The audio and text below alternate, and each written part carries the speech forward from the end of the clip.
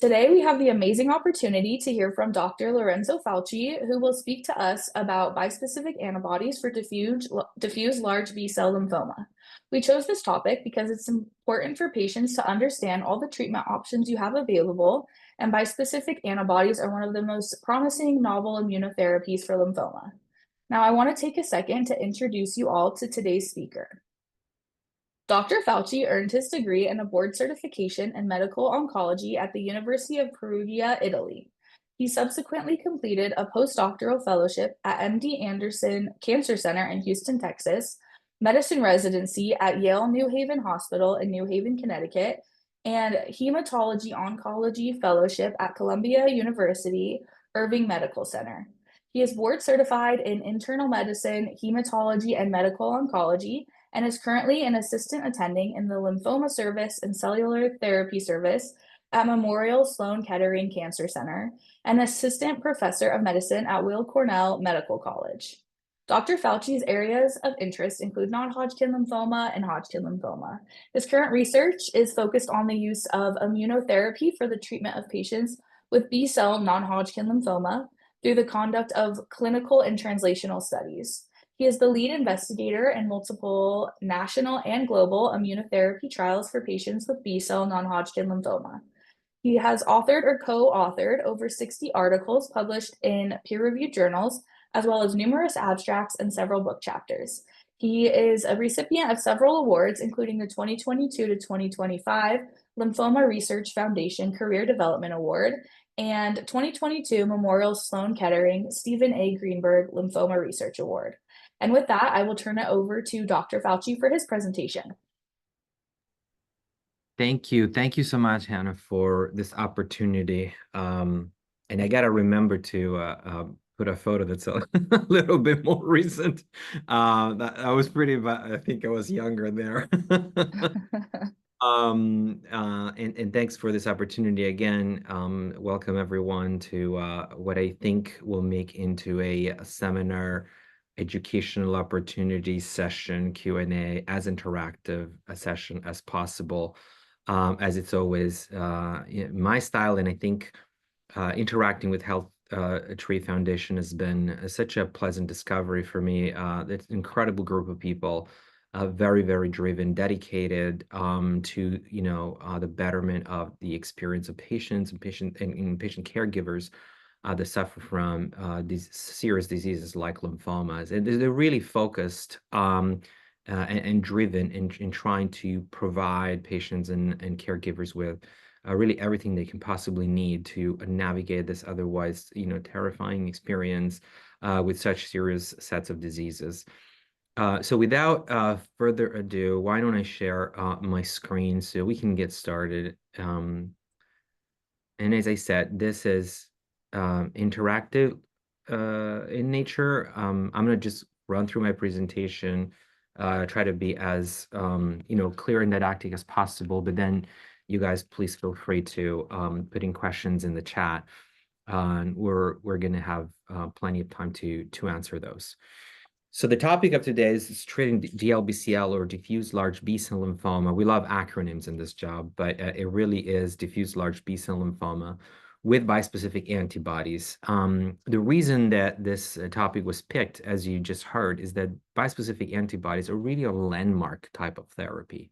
And I like to call them a milestone in lymphoma therapy because over the course of decades, you see from time to time really powerful treatments that come on the horizon. They get tested in clinical trials, and very quickly we all realize that they have potential. And sure enough, one or more of these drugs then get approved and can be available to all patients in many countries. And I think that's the case for bispecific antibodies. They really are transforming the landscape of B-cell non-Hodgkin lymphoma, including diffuse large B-cell lymphoma. So that's the focus of the talk today. I do want to share my disclosure. I do work with a number of companies that make bispecific antibodies. I equally work with many of them. I don't have any particular interests in any of them other than for research funding and consultancy. But that interest is distributed across several companies, not one or two in particular. So lymphoma, as I'm sure most of you are, familiar with, unfortunately, is a disease that's, relatively common. It's in the top 10 most frequent cancers worldwide, certainly in the United States. And it is responsible for a number of, untoward outcomes, as you can see in the bottom here. But we are curing more and more patients with lymphoma, specifically DLBCL. I would say the last decade or two have really determined a really witnessed a big step forward in the treatment of this disease. When I say DLBCL, I'm talking about the most common lymphoma of all, but this is the world of lymphoma. So whenever we see a patient and their families for a consultation, et cetera, it's really important to know what kind of lymphoma we are really talking about and dealing with, because there's over 100 different types of lymphomas, and perhaps not all, but a lot of these have very specific treatment pathways in order for us to ensure the best outcomes for our patients and recommend the best cutting-edge treatments. The first and foremost step is really to understand exactly the type of lymphoma. And diffuse large B-cell lymphoma in and of itself is not one disease, is a group of diseases that is treated somewhat homogeneously, but there are certainly specific subtypes of DLBCL that we want to pay attention to. As I mentioned, DLBCL is the most common lymphoma. You can see it in the pie chart here. It's the biggest slice of the pie. About a third of all lymphomas is DLBCL. And, it's a big burden, 150,000 cases a year in the world, about 25,000, maybe close to 30,000 in the United States. Usually we diagnose patients in their 60s, but there's certainly fringes where we have a number of patients that we diagnose, unfortunately, very early, in their life, as well as other patients that we diagnose very late in their life. And in both cases, there are unique challenges to that treatment. It can present in many different ways. People come to me having been found to have lymphoma in the most diverse ways, either because of pain in some parts of their body, or a new lump they noticed in their body, or what we call systemic symptoms, unexplained weight loss, fevers, night sweats, and whatnot. But the good news is that although this is an aggressive lymphoma, a fast-going lymphoma, it is curable in the majority of patients. We usually say about 65, 70% of patients can be cured with a chemoimmunotherapy up front. And for the remaining 35% of patients, we have many treatment options, especially now in the last 5-6 years, I would say, a plethora of treatment options that we can tailor and customize to each patient's particular story. So then on to the bispecific antibodies. So what are these drugs, and what does the term bispecific really mean? It's important for all of us to familiarize ourselves with these drugs, because, as I said, they're going to be almost everywhere in the treatment of B-cell lymphoma. And the story I'm going to talk to you guys about today is really not the end. If anything, it's just the beginning. The ways that these antibodies are being incorporated in the various treatments of patients with DLBCL is just astounding. So let's start from a little bit the basics, and I'm going to make it very simple. If you look at the cartoon here on the right-hand side, this is really what natural antibodies look like. All of us make antibodies. We've got to defend ourselves against infections. There's 5 kinds of antibodies that you can see here. They all are immunoglobulins, so that we call them IG. And then depending on the specific function of that antibody, we call them G, E, D, M, A. The type of IG that is most prevalent, most represented in the body, and probably the most useful is the IgG. It's this one up here. And IgGs are the classic antibodies that your body makes to recognize infections, but also remember infections. So for example, when you get a vaccine, you will make IgG, your body will make IgG antibodies against that specific virus that you're being immunized for, and it will remember it for years to come. Think about the Tdap or your childhood vaccinations, etc. So what we have done as an academic community is harness the specificity and the power of antibodies to just basically make drugs out of them. So the number one and most important property of antibodies is that if you look at this IgG in particular, these two tops, I call them antennas, they are extremely specific for one protein and one protein only. They're not going to recognize any other protein. They're not going to attach to any other protein, and they're not going to stimulate the immune system to react against any other protein. So that's a very fundamental property that is very useful when it comes to making drugs out of antibodies. And so the first step was to make drugs called monospecific antibodies. And the structure of the monospecific antibody is depicted here. If you were to, again, look at them under a powerful, very powerful microscope, this is what the monospecific antibodies would look like. And the first in class of this particular type of drugs is rituximab. I'm sure you're familiar with rituximab because it's part of every first-line therapy for diffuse large B-cell lymphoma. So rituximab is nothing else but an IgG antibody where in the laboratory, they swap out the natural antennas of that antibody and replace them with engineered antennas that recognize a protein called CD20. And CD20 happens to be on the top of lymphoma cells. So now you have a protein that is able to recognize in a one-to-one manner, very specifically, only the lymphoma cells, and just a few other cells, but not many. It lives alone the rest of the body, just really targeted against the CD20 on the lymphoma cells, and then calls in the immune system to come and attack those lymphoma cells. That's how rituximab works. And it works pretty well. There's a very substantial activity of rituximab, even when you use it alone without chemotherapy, against diffuse large B-cell lymphoma, as well as many other lymphomas, of course. So then the next step, which is how we come to bispecifics, right, is to then be creative and say, okay, in the monospecific antibodies, I have both of those antennas, both of those arms to recognize CD20. But what if I want to engineer the protein in a way that one half recognizes CD20 and the other recognizes something else? In this particular case, that is CD3. The way that these proteins are made in the laboratory is they start with two halves and then they just fuse them together to create a pure product that looks still like an IgG protein, but now the two halves are going to recognize two different proteins. And then you can get creative. Obviously, this is the most obvious pair of proteins, CD20 and CD3.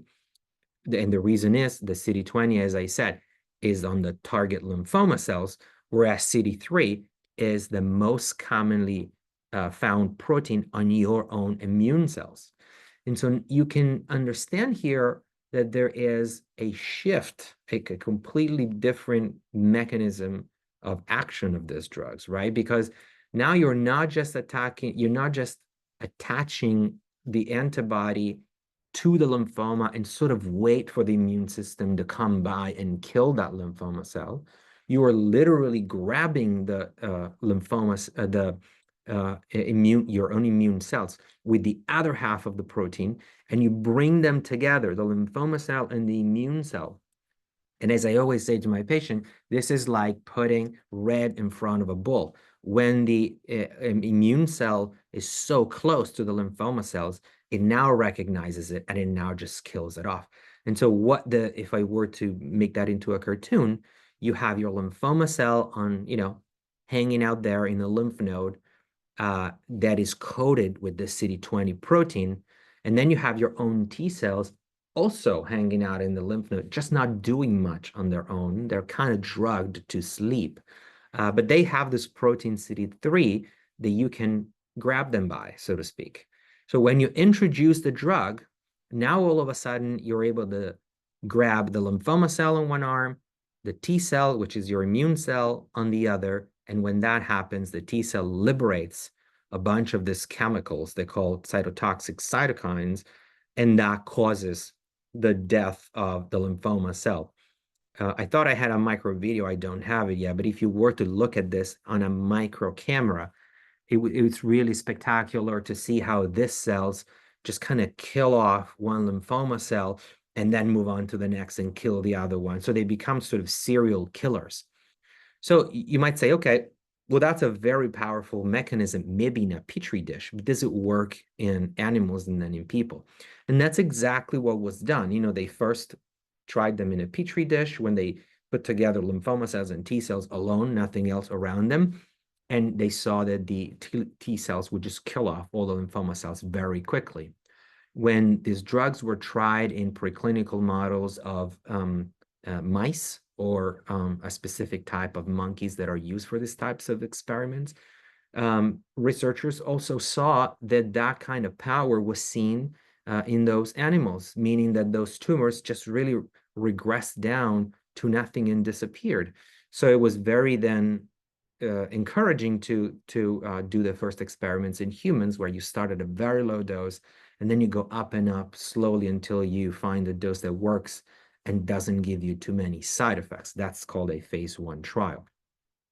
Those trials were very, very promising. Even at very small doses, these drugs really showed a lot of activity. And so from those trials, a number of other studies called the phase 2 trials were launched, looking at specific types of lymphomas, specific patient groups. And one of them, as you can imagine, was diffuse large B-cell lymphoma. I'll talk about them in a second. This is just the overview of the drugs that are currently approved by either the FDA alone or the FDA and some other regulatory agency or some other regulatory agency alone for patients with lymphoma.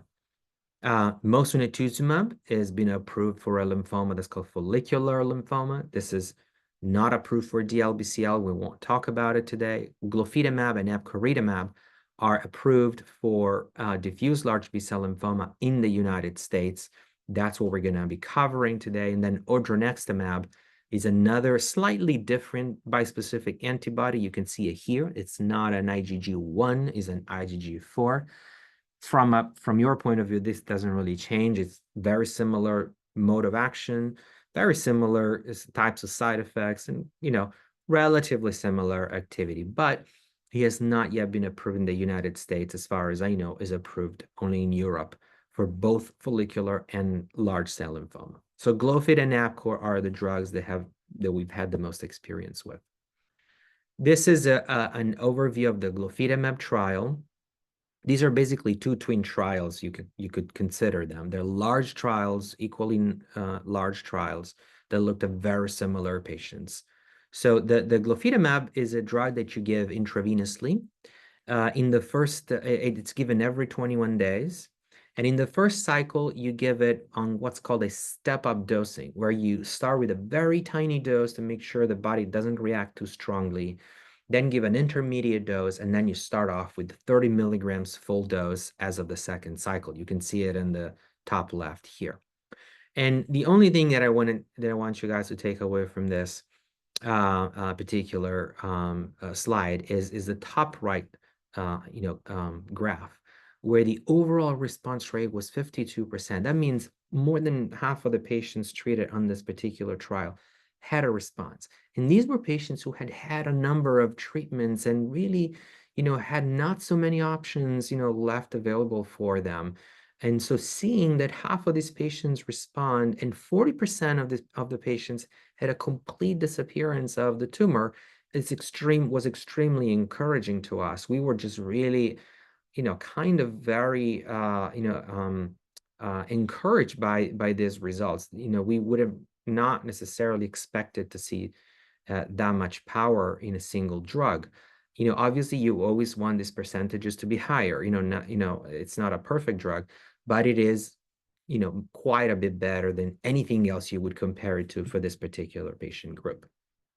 The epcoritamab study is, as I said, very similar study, over 150 patients enrolled in both. This is a drug that is not given intravenously, it's given subcutaneously, which means as a shot under the skin. But it's also given on a step-up dosing schedule. Again, we give a tiny little dose at the beginning, then an intermediate dose 1 week later, and then the full dose, in this case is 48 milligrams, 1 week later.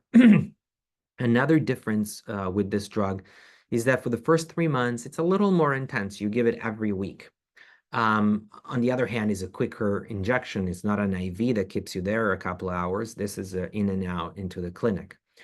After that, as of cycle 4, the drug is given every 2 weeks and then even every month. So it becomes a little more spread out. But glofitamab is given for a finite amount of time. So you give it for 12 cycles and then you're done. Epcoritamab is given indefinitely until, for as long as, people tolerate it without side effects. And you can argue there's pros and cons with each of this strategy, right? Some people could say, well, it's better to be treated for longer. Some others say, well, I don't want to really be treated indefinitely. I'd rather try to stop at some point. But the efficacy, the chance of response, as you can see here again on the top right, is very similar, 63% and a complete response rate of 39%. That means 40%, again, 40% of patients have a disappearance of the tumor. And what these curves mean really is that once you have a response to this drug, it is pretty likely that you'll maintain that response. In other words, this 39%, although again, I wish it was higher than that, but this 39% of patients tend to not lose that response, which is good. Now, one word about the safety and side effects. I call it the yin and yang of bispecific antibodies, because as you might have learned in your journey, no treatment comes risk-free. There's always side effects to every treatment. The important thing is that the benefits always outweigh the risks. Otherwise, the treatment doesn't make sense. And you can see here, these are the drugs that I mentioned to you before, plus another couple of drugs here that are actually not being developed anymore. But what this graph gives you is a sense of the more power you put in a drug, the more likely it is that you're going to see those kinds of side effects. And when we talk about side effects here, primarily we're talking about this thing here, CRS, cytokine release syndrome. What that is for those of you, if you ever experience rituximab infusions, you might recall the first infusion comes with those chills and fevers because your body is sort of reacting to the drug and the immune system is being wrapped up to it. Same thing is with bispecific antibodies, but more, because these drugs, as I mentioned before, are more powerful than rituximab and are more capable of waking up the immune system. So not immediately, but perhaps a day after the injection or infusion of the drug, you might expect some of these chills and fevers, sometimes pretty high fever. And in some patients, we may or may not be comfortable, leaving them at home. We might want to see them in the clinic. And so around this topic of safety, there's been many discussions that have been initiated and that are still going on. And specifically, we and others developed a set of consensus recommendations for the treatment of this particular side effects because, me and my other colleagues, Dr. Crombie, Dr. Graf, et cetera, that you see listed there, we work at centers that treat hundreds of patients with bispecific antibodies. But many of our colleagues in the community, they don't have that experience. And so they need to get started and need to get familiarized with these drugs. And so we thought that putting together recommendations to help people, implementing these treatments in their clinic was important. I'm not going to go into the details of them, but the one thing that I want to say to you is that beginning treatment with bispecific antibodies is a choral effort. In other words, it takes a village. It's not just about me, the doctor, prescribing it and the patient just receiving it. It's about educating all of your colleagues, your nurses, your nurse practitioners, your pharmacists, uh, your colleagues at the emergency room, your colleagues at the intensive care unit. Like, everyone should be sensitized and know exactly what to expect if one of the side effects were to happen, because sometimes it can be severe.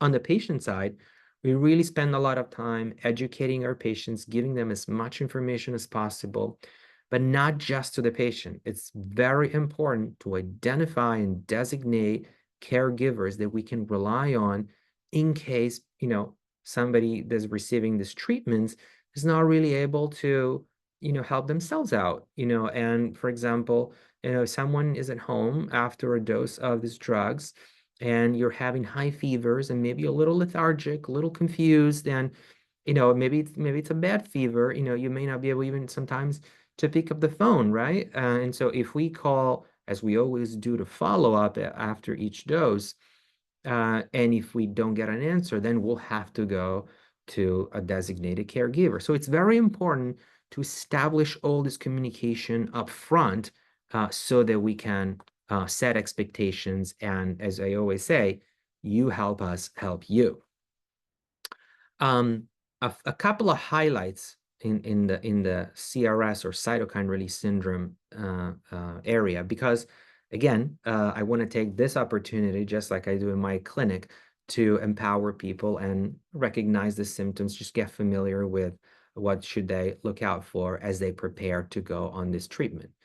And so CRS is really where we spend the most time on. So that we like to, in medicine, we like to grade things, categorize things, put things in, in buckets, and so that we can think about issues and topics in a more organized way.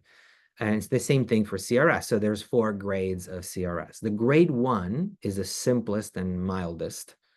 Essentially means that you just got some fever, chills, maybe some flu-like symptoms, and that's it. And usually this resolves really quickly. And what I circled them now here in red is the importance of understanding when an early in-person evaluation is needed. That's why my nurse or my nurse practitioners will call you the next day after you get your dose, because we want to make sure that we're not missing an early CRS. The median time to a CRS is about 24 hours. So generally we call patients about 18 hours, 12 to 18 hours after the dose, to just make sure that we're not missing any symptoms. If there is fever or if there are any other symptoms, then, you just kind of pretty much follow the instructions. And our nurse or our nurse practitioner, or even, us, me, sometimes when it's necessary, will get in touch and say, okay, I think you should come in for an in-person evaluation. I think it's important that we see you and examine you to make sure that this isn't some of those CRS cases that escalate to a higher grade.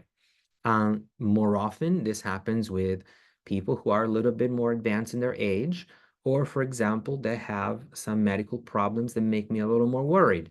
Heart problems, kidney problems, lung problems, former smokers, things like that, things that make me worried that CRS may be more severe than average.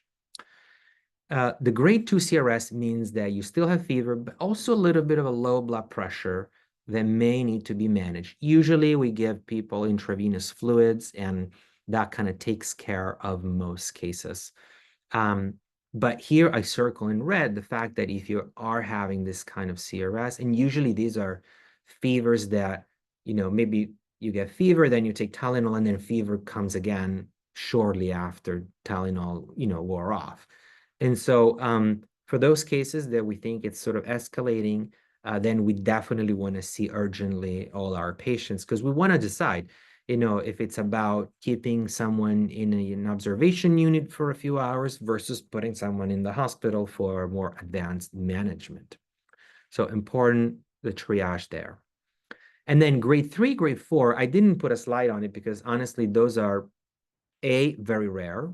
I would say about 4 or 5% of cases. And B, usually they're managed entirely in the hospital. So your doctors, will talk to you about what's going to happen and what treatments you're getting for that CRS, but there isn't anything proactively that we ask patients to do because they already are in the hospital. Usually, even in cases of grade 3, grade 4, we treat patients, very effectively. And, usually if someone needs to go to the ICU for a day or two for supportive care, that's really all there is. And generally then patients come back on the floor. Another side effect that I did want to point out for patients treated with bispecific, it's an emergent or emerging side effect, which is infections. Like pretty much every lymphoma-directed therapy, bispecific antibodies will weaken your immune system. And the reason is, if you remember that CD20 protein that we're targeting with the bispecific antibody, well, that CD20 protein is also on your healthy B cells, and those are your antibody-making, infection-fighting cells. And so you are going to deplete those cells. Now, obviously, the immune system is like an army with different departments. You're knocking out one of them, but you still have all the other immune cells that help you fight infection. So people are not completely immune depleted, but certainly the immune system is weakened by these treatments. And so it's important to recognize that infections are there, that are frequent. I would say about 50% of our patients will get some type of infection during this treatment, which is similar to other treatments when you look at patients who have received already some lymphoma therapies. But the good news is that most of these infections are very mild. And frankly, most of them are either a transient cold or a sinus congestion or another kind of upper respiratory infections. Very rarely do we see like full-blown pneumonias or infections that require people to be hospitalized. But in terms of management of these infections, we, in the panel, we didn't recommend anything special. They should just really be treated aggressively like you would for any other patient with lymphoma that's on an active therapy. And that includes all types of infections, including this opportunistic infection. Sometimes we call them like the exotic infections that normally you don't see in an immunocompetent person. But that also includes COVID-19. Which used to be a much more severe disease 2-3 years ago. I would say now is much more under control because most people are immunized. So I have to say I'm not extremely worried about COVID-19 intercurrent infections, but it certainly need to be paid attention to and treated, as appropriate. Another couple of points here. One is, as I said, we're knocking out cells that make antibodies naturally in your body. And so one of the ways that we can help with that, meaning we can help with restoring some antibody presence, is by giving them to you as a medication. They're called IVIG or intravenous immunoglobulins. And basically, these are blood products. They're just a bunch of antibodies from other donor people that we give patients once a month to help prevent infections. And usually we reserve these treatments for patients who already had more than one severe infection. And then lastly, if anybody had a history of hepatitis B previously that they got, they healed from, we have seen that with treatments like bispecifics, there can be a reactivation of this hepatitis B. And so for those patients who are found to have traces of, past history of hepatitis B, we recommend some antiviral drugs specific for hepatitis B to be taken all throughout treatment. So this slide that I put here, it's actually a pretty technical slide, but I did want to put it to drive a point. This is what I actually present to my colleagues and is the what's called the paradigm of relapse refractory large cell lymphoma therapy in 2024. And I think that you can recognize some of the treatments from here too. In the first line, so as a first treatment, most people get some variation of the R-CHOP or archipolituzumab chemotherapy. I'm sure you've heard of this. That's the treatment that cures most patients. That's what everybody should get. In the second line, in other words, should this lymphoma come back, then the options are basically two. Either CAR T-cell therapy, which is this novel immunotherapy that just came out in the last few years, and it's proven very powerful, or another type of standard chemotherapy followed by autologous stem cell transplantation. Sometimes you hear of this being referred to as the stem cell or the stem cell treatment. It's really what it is really a high doses of chemotherapy. But unfortunately, more than half of the patients don't really respond or have a relapse after this second line types of therapies. And it's in the third line space that bispecifics really came in.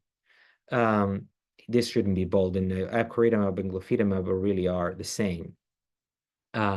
If patients have the unfortunate experience of having a lymphoma come back after the first 2 lines of therapy, I always recommend that we perform a biopsy of the tumor to make sure that that CD20 protein is there. And you can see it here in the dark, circles here. CD20 plus means CD20 is there. It needs to be there for you to be a candidate for any of the bispecific antibodies. If the CD20 is not there, I do not recommend using them. But if it's there, to me, bispecific antibodies are really the go-to therapy to have the maximum chances of success.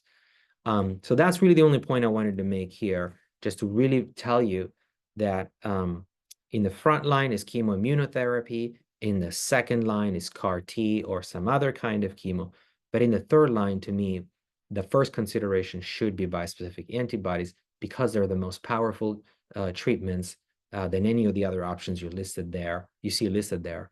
But as long as the tumor still has that CD20 protein expressed on the top of it.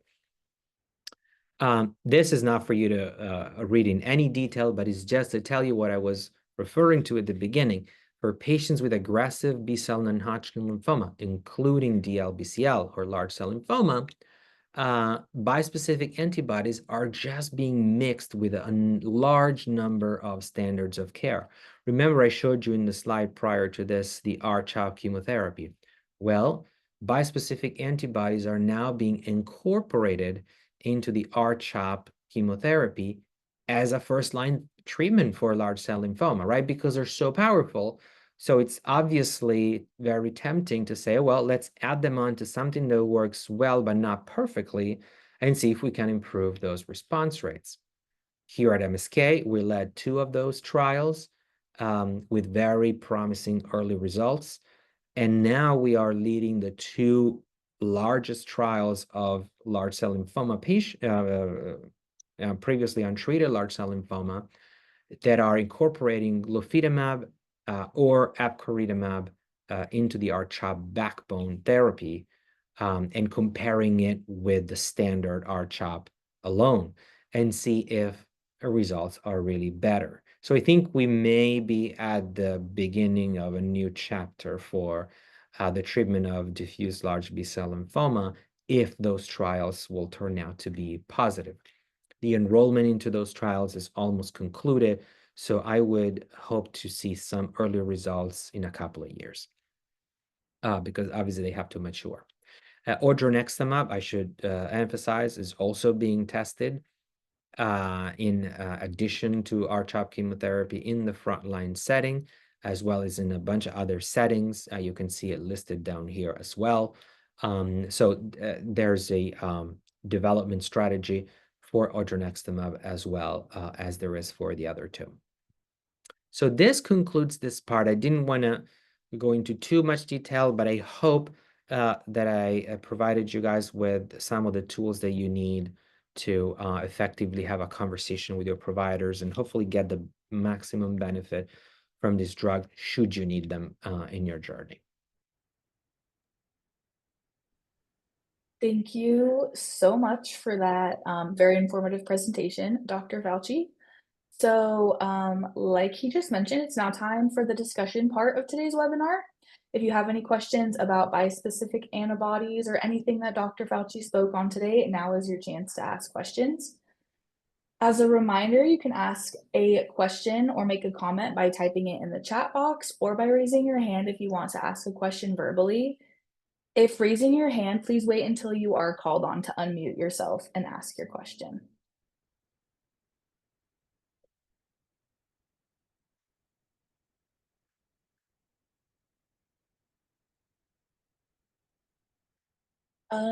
And one question is, I know that sometimes when new therapies are approved, it can be hard for patients to have access to them. Are these bispecific antibodies one that will be hard to access, or is it something that patients will be able to access more easily? That's a great question, actually, because for bispecific antibodies, and perhaps for bispecific antibodies, this is an even more relevant question than for most other therapies. There is a distinction between regulatory approval of a drug, meaning the FDA just says, okay, you can market the drug, and everyday use, right? So from the time that a drug gets approved to the time that it percolates down to the clinics and it actually gets given to patients, there's many steps in between. But I would say now it's been about a year plus that both epcoritamab and glofitamab were approved by the FDA for a third-line therapy of large cell lymphoma. And it's spreading. Some of our colleagues are still facing some difficulties because, as I mentioned, it really takes a village. You really need to engage your administrators, your allied personnel and whatnot. It's really not easy. We started this process in 2016, with the clinical trials, so we were well equipped, and we're also a CAR T cell center. So obviously we have experience with CRS and management of the side effects. But truthfully, at the beginning, it can be not the most straightforward operation to put in place. Once that happens, however, these are not CAR T cells. CAR T cells are very selective therapy. Not everybody can do it. The bispecifics, are becoming and will become a very used therapies. I didn't mention this, but bispecifics are going to be used not just for lymphomas, but also are approved already for multiple myeloma. They're going to be used for leukemia. They're going to be used for solid tumors, breast cancer, lung cancer, which are much more common than lymphoma. So providers will have to become familiar with this drug sooner or later, and they will become part of the armamentarium of, I would say, everyday clinical practice. That's great. That's really great to hear. And then we had a question. If CD20 negative proteins are seen, what are other options since bispecific antibodies can't be used? Yeah, so it was in the slide, but I went very fast on it. If the CD20 protein is not there, meaning that the lymphoma lost it because of previous treatments, for example, with rituximab, we have data now, pretty convincing data and anecdotal experience that bispecific are just not going to serve our needs. There's a few ways to go around it. The first is there's another protein that's called CD19, which is the target of CAR T cells, but it doesn't get lost nearly as often as CD20. And there are FDA-approved drugs that target CD19 that can be used that are still not bad. They definitely have complete response rates documented in the 20%. And one of them is called loncastuximab. The other is called tafasitamab. These are different drugs, but they are both approved by the FDA. They're both, utilized, and, it then comes down to the specific situation, what the doctor recommends.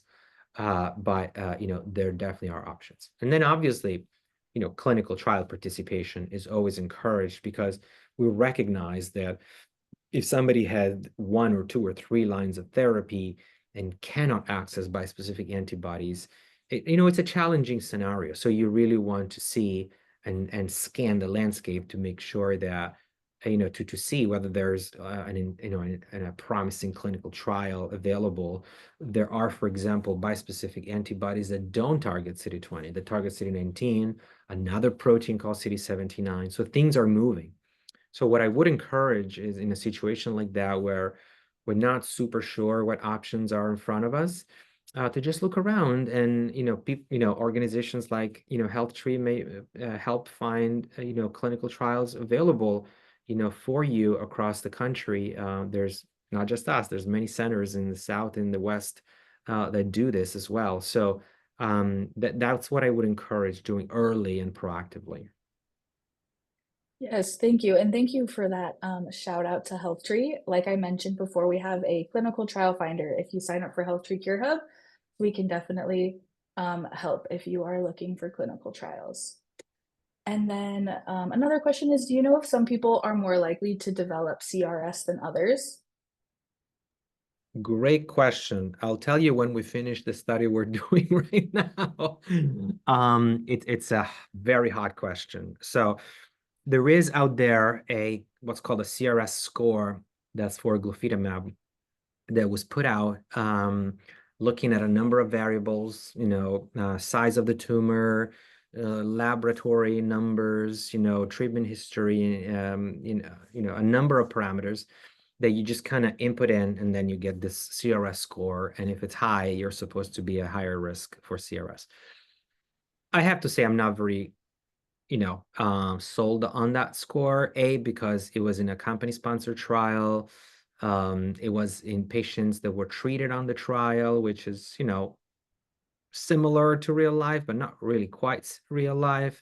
So what we are doing is we are putting together a number of centers around the world. There's several from the US, several from Europe, and from Australia and South Korea as well, where we're going to be putting together hundreds of patients treated in real life, as well as clinical trials with bispecific antibodies, and come up with a true real life CRS score. For the moment, it's hard for me to point to one factor and say you're a higher risk for CRS. I would say if someone has a really large tumor masses, sometimes we look at numbers like the ferritin number if it's very high, the LDH number if it's very high. Some colleagues have proposed looking at C-reactive protein, prior history of a reaction to CAR T cell, for example. These are all risk factors that I look at, but they're more for me to orient myself rather than to decide whether or not you should get the treatment. In other words, we know how to manage CRS. So having a higher risk of CRS may mean that I might want you in the hospital for that treatment, but not that I'm not going to give you that treatment. Thank you. And then another question is that this patient had neurotoxicity with CAR T. So does that mean neurotoxicity occurrence is more likely with bispecific antibody therapy? Another great question. You guys are really prepared. The answer is no. I've been actually quite vocal about this. I haven't made. I'm making inroads, I think, in convincing people that neurotoxicity from CAR T cells is a different beast compared to neurotoxicity from bispecifics. I'm of the idea then that you might have heard the term ICANS for neurotoxicity from CAR T cell. I'm of the idea that you can really talk about ICANS for bispecifics, because the types of neurological side effects that you get with bispecifics are just different. Most of the neurological side effects that you get are, headaches or little confusion. Whereas if you look at CAR T cells, and I don't know if that was your experience, we have had people who couldn't speak, or they couldn't write down their name. Very specific neurological symptoms. We don't see this with bispecific antibodies. And so my idea is that what we call neurological toxicity with bispecifics is really the result of all these cytokines, hormonal cytokines that go around the body and create a little lethargy, a little confusion, maybe a little headaches. But I'll put it to you, if somebody is in the hospital with a bad infection, they'll get the same side effects. And the reason is because the same chemicals, the same cytokines, inflammatory cytokines, are liberated in the body. In other words, the response to a bispecific antibody that the body has is the same response that it has to an infection. When you get the CRS for your body, the way your body sees it is the same exact way that it sees an infection. For you, it's like having an infection. And so the neurological aspects of it, yes, they exist. Again, the headaches, the confusion, the lethargy are there, but it's not because the bispecifics go to the brain. CAR T cells go to the brain. It's a very different scenario. So I would say the answer is no. Thank you so much. And we are out of time for questions. Thank you so much for all of those very insightful answers. If there's anyone here who didn't get their question answered, I will have my email on the last slide here. So you can send me an email and we can answer those questions for you. So thank you again, Dr. Falchi, for that wonderful presentation and those informative answers. My pleasure. Thanks for having me. Of course. And before we go, I'd like to take a moment to share something really exciting with all of you. One of the most powerful things about our community is how we come together to make real change happen. Right now, we have an incredible opportunity to advance blood cancer research. We're working to power 100 research projects that will change lives. If you feel called to participate, you can contribute in two meaningful ways. First, by sharing your medical journey by joining the HealthTree Cure Hub registry, because your experience matters and can help researchers understand patterns they might never see otherwise. And second, if you're able, through a donation and sharing this fundraiser with your friends and family. All donations go directly to research.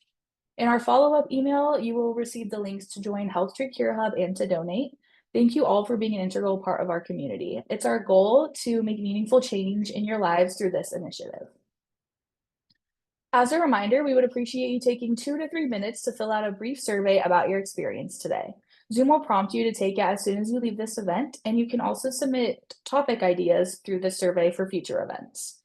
We have additional large B-cell lymphoma events in the works for the coming months, so be on the lookout for more details and the opportunity to register soon. In the meantime, we have 2 events planned for this month. On December 5th, you'll have the opportunity to learn about HealthTree regional cure teams and how you can get involved for the Northeast, Southeast, and Midwest regions. And on December 11th, we will have a webinar about how HealthTree is investing in cures. Both of these will be great opportunities for you to learn more about HealthTree and how to get involved. The link to sign up for these events and more is found at the bottom of this slide and will be sent out in the follow-up email. Once again, I would like to thank our sponsors, Regeneron and Bristol Myers Squibb. And finally, I want to say thank you again to Dr. Falchi, and thank you all for helping us build our diffuse large B-cell lymphoma community. I've added my emails to this slide, so please don't hesitate to reach out if you have any questions about HealthTree or any of our programs. I appreciate you all, and I hope you have a great rest of your day, and I hope to see you all at another webinar soon.